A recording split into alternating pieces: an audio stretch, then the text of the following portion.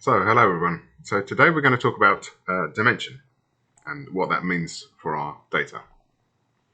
Okay, so once again we're looking at this set of data that we've been looking at throughout the course. It's a set of data about products, and the company wants to know more about it.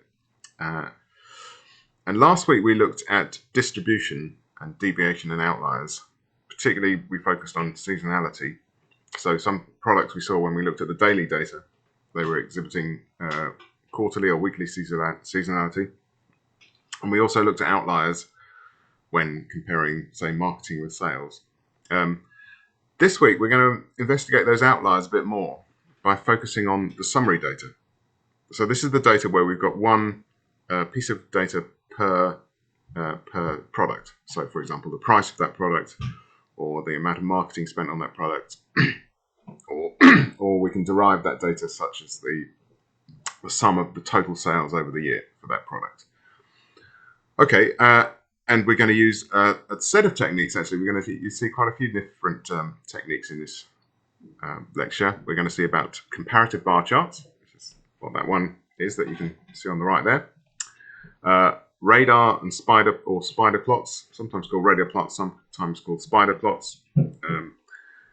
Things called correlograms, or pair plots as they're sometimes known. And we'll also look at bubble plots. Okay, so quite a few different techniques to visualize in this lecture. Common features, as before, most of the examples contain the same code at the top. So they import the libraries and read in the daily sales and product data. But in this set, we're dealing with the summary data. So this is the data which is compiled. If you remember, it's compiled from lots and lots of different sources. In this case, it's compiled from our daily sales data, which we store in a data frame called data. Let me just highlight that. Okay, so there's the data. That's what we've been using throughout the course. Then we've seen recently introduced a few more spreadsheets, a few more CSV files, including the marketing per product, the price per unit, the profit per unit.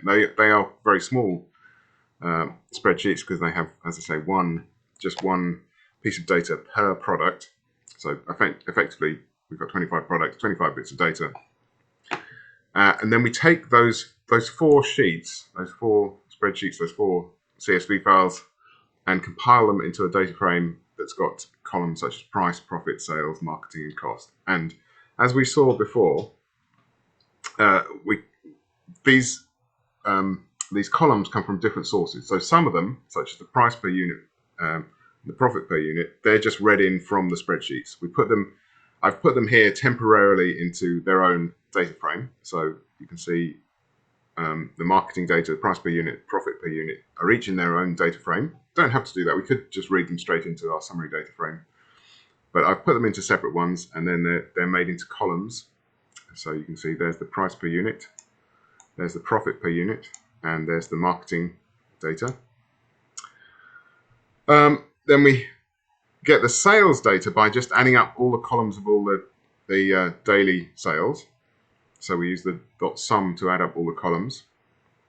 So that's all the daily data, but added up over the whole year. So we've got a sense of how much a product is sold over a whole year. And then another column, the last column, the cost, is derived by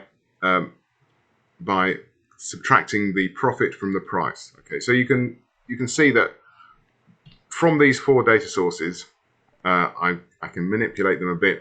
Some of them I'm reading straight into my data frame. Some of them I'm summing up, or one of them I'm summing up, this one here, and then another one I'm constructing from two of the other columns.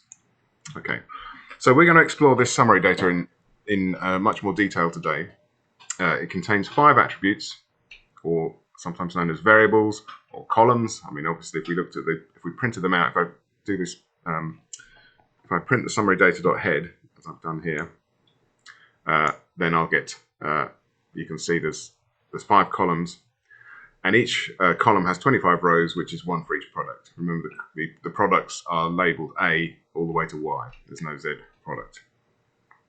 Okay, I'll finish that first video there, and then we'll move on to look at what does dimension mean in this context.